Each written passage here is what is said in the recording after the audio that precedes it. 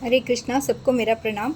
तो कल हमने ये देखा था कि प्रहलाद का जन्म जो हुआ, तभी उसके जो माता पिता थे वो नारायण नारायण नाम का जप कर रहे थे और तभी उसका गर्भाधान होने के कारण वो महान भगवत भक्त निकला। तो उसके जन्म उस दिन के बाद ये हिरण्यकश्यपु जो था वो वन में चला गया बहुत सारी तपश्चर्या करने के लिए। और उसने कुल 36,000 वर्षों तक उसने तपश्चर्या की बिना अन्न और जल के। क्योंकि वो सतयुग था, इसलिए उस समय जो प्राण हुआ करते थे वो अस्थिमय हुआ करते थे। और आजकल जो है वो हमारे प्राण जो है वो जलमय है और अन्नमय है। इसलिए जल और अन्न के बिना हम जी नहीं सकते, मगर उस समय की बात है जब सतयुग में ये संभव होता था। तो 36,000 वर्षों तक जप करने के कारण ब्रह्मा जी प्रसन्न हुए और वो उन्होंने सोचा कि अभी वक्त आ गया है कि हिरण्यकशिपु को उसका वरदान दिया जाए। इसलिए वो उसके सामने प्रकट हुए और फिर उस समय हिरण्यकशिपु एक मिट्टी का ढेर बन चुका था और उसके ऊपर उन्होंने अपने कमंडलू से जल छिड़काया और वो बाहर आ गया। बाहर आने के बाद उन्होंने पूछा कि तुम्हारी क्या इच्छा है? तो उसने कहा कि मुझे अमरत्व चाहिए। तो ब्रह्मा जी ने कहा कि अमर तो तुम नहीं बन सकते, पर उसके बदले में दूसरा कोई वरदान मांग लेना। तो वो बोला कि नहीं, मुझे तो अमर बनना है। तो ठीक है, मैं ऐसा वरदान मांगता हूँ कि मेरी जो मृत्यु है वो घर में न हो, बाहर न हो, दिन में न हो, रात में न हो, अस्त्र से न हो, शस्त्र से न हो। कितनी सारी उसने बातें मांगी और फिर ब्रह्मा जी को वो वरदान देना पड़ा।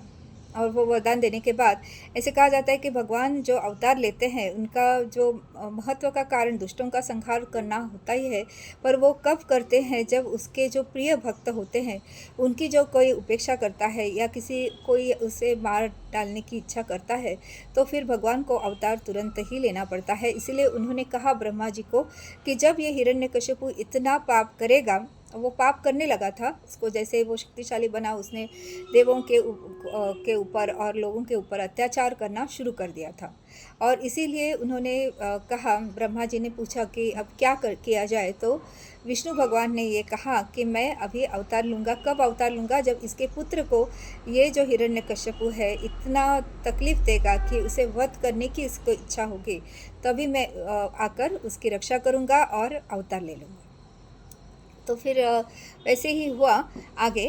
पर मतलब ये हिरण्यकश्यपु ने क्या किया था, वो जब प्रहलाद 5 वर्ष के हुए तभी शंडामर्क नामक जो थे, मतलब ये शुक्राचार्य के पुत्र थे और उनके पास हिरण्यकश्यपु ने उन्हें प्रहलाद जी को, मतलब प्रहलाद जो है वो 12 महाजनों में से एक है और वो चिरंजीवी है क्योंकि वो महान भगवत भक्त थे। तो उनको उन्होंने इस शंडामर्क के यहाँ शिक्षा के लिए भेज दिया।